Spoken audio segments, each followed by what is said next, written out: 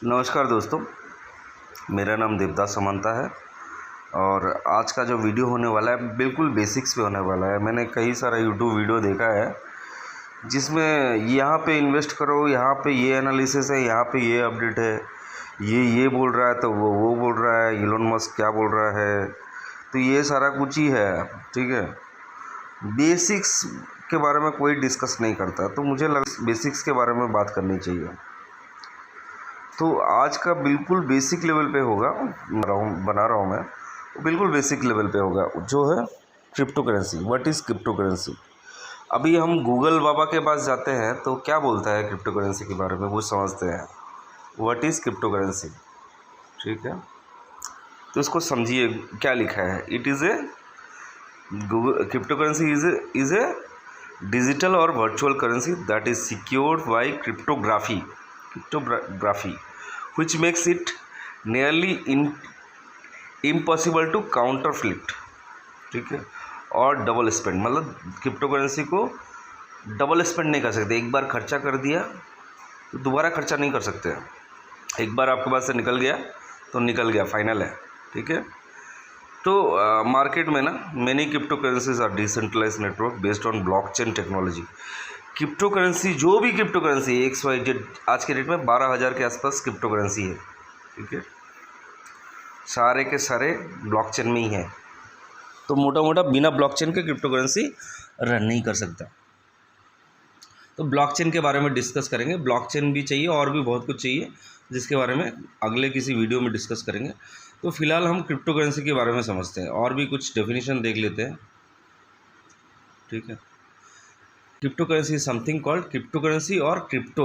It is a form of currency that exists digitally or virtually and uses cryptography to secure transaction।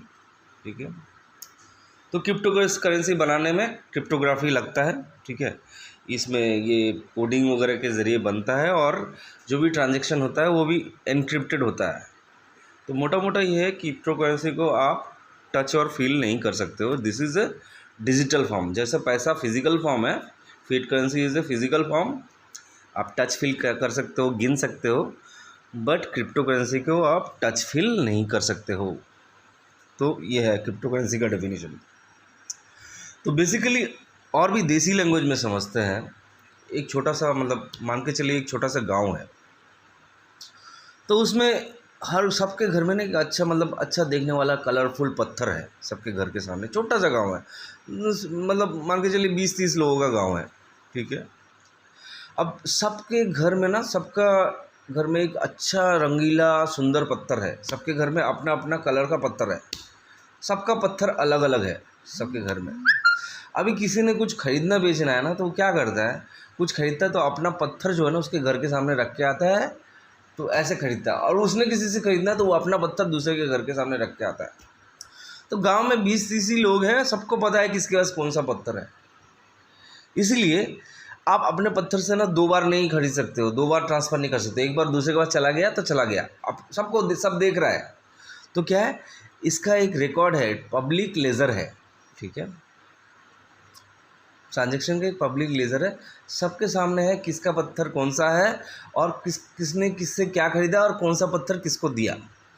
ठीक है, तो ये सीधा सा डेफिनेशन है कि यहाँ पे कुछ धांधली नहीं हो सकती, कुछ चीटिंग नहीं हो सकता। क्रिप्टो करेंसी में यही चीज़ जो है ना डिजिटली हो रहा है।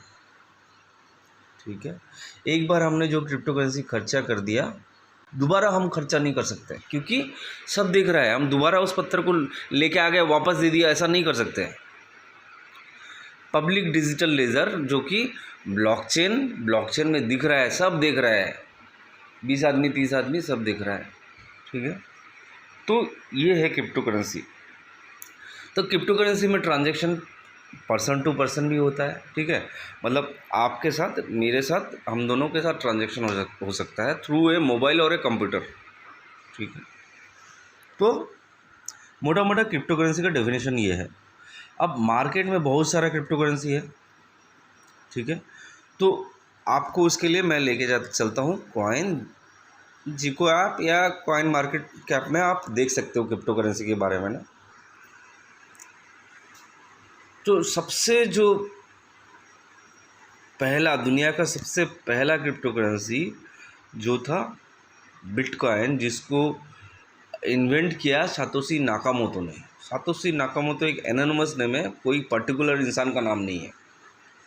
अभी तक ये चीज़ क्लियर नहीं है कि किसने बनाया। बहुत लोगों ने क्लेम किया है, लेकिन अभी तक पता नहीं चला कि किसने एक्चुअली बिटकॉइन को बनाया। तो बिटकॉइन जो है ना, बिटकॉइन तो दुनिया का सबसे फेमस करेंसी है बिटकॉइन। तो दोस्तों हम कॉइनजिको के पेज में हैं। तो बेसिकली हमारा जो सबसे पहला करेंसी है बिटकॉइन है। बिटकॉइन 2009 में इन्वेंट हुआ था, ठीक है। अभी प्रेजेंटली बिटकॉइन का प्राइस 23,39,917 है, ठीक है। अभी थोड़ा आगे चेक करते हैं। तो बिटकॉइन जब बना था तब से इसका लगभग 2014 से प्राइस है। आप देखिए, मतलब जब से ये शायद एक्सचेंजेस में आया तब का रेट है, ठीक है। अब देखिए, एक बिटकॉइन 6-7 हज़ार का था 2013 में, ठीक है। और ये धीरे धीरे धीरे धीरे बढ़ते बढ़ते 26,000 30,000 करते करते एक दिन चला गया, इसका हाई है लगभग 50 लाख।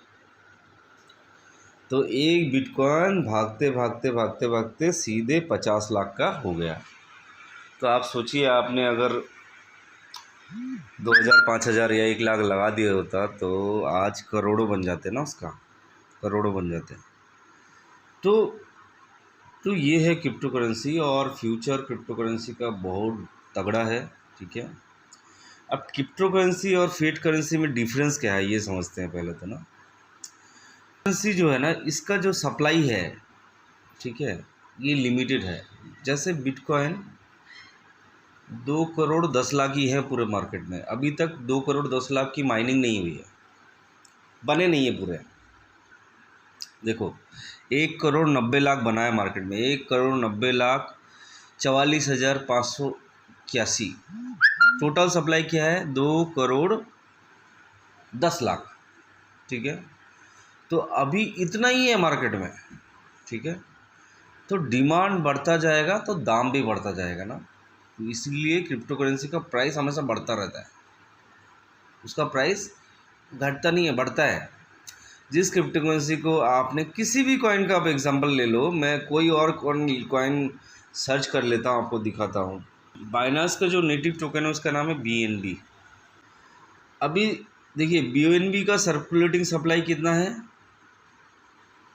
करीबन 16 करोड़, ठीक है। तो टोटल जो है ना वो सर्कुलेशन में है, सारा माइन हो चुका है, ठीक है। तो अभी इसका हम देखते हैं चार्ट क्या बताता है। ये दोस्तों, BNB जब बना तो उसका प्राइस था, मतलब 2017 में लॉन्च हुआ अक्टूबर में ना, तो उसका प्राइस था ₹2.58, ठीक है। तो ऑल टाइम हाई कहाँ गया है? 50,350 तक, ठीक है। अभी इसका चार्ट में जाके देखते हैं ना।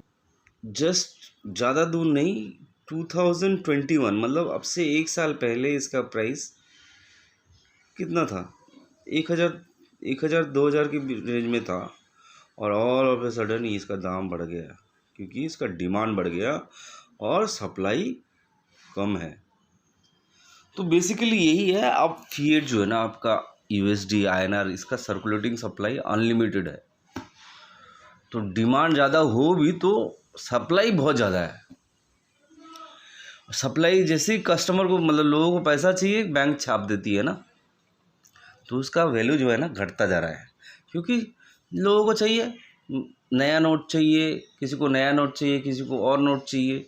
डिमांड इसका बढ़ रहा है तो सप्लाई भी बढ़ रहा है, तो इसका दाम इसलिए ऊपर नहीं जा रहा है ना, इसका वैल्यू नीचे जा रहा है। बोले तो कभी मतलब 70 साल पहले शायद INR का प्राइस 70 पैसा हुआ करता था, अभी 75 रुपये से 80 रुपये जा रहा है। सोचो किस तरह इसका डिवैल्यूएशन हो रहा है। तो ये है, तो इन्फ्लेशन बढ़ रहा है, और इन्फ्लेशन के साथ रुपए का वैल्यू भी गिर रहा है। थोड़ा बहुत लाइक कर दीजिएगा, अच्छा ना लगे तो इग्नोर कीजिएगा। Thank you very much.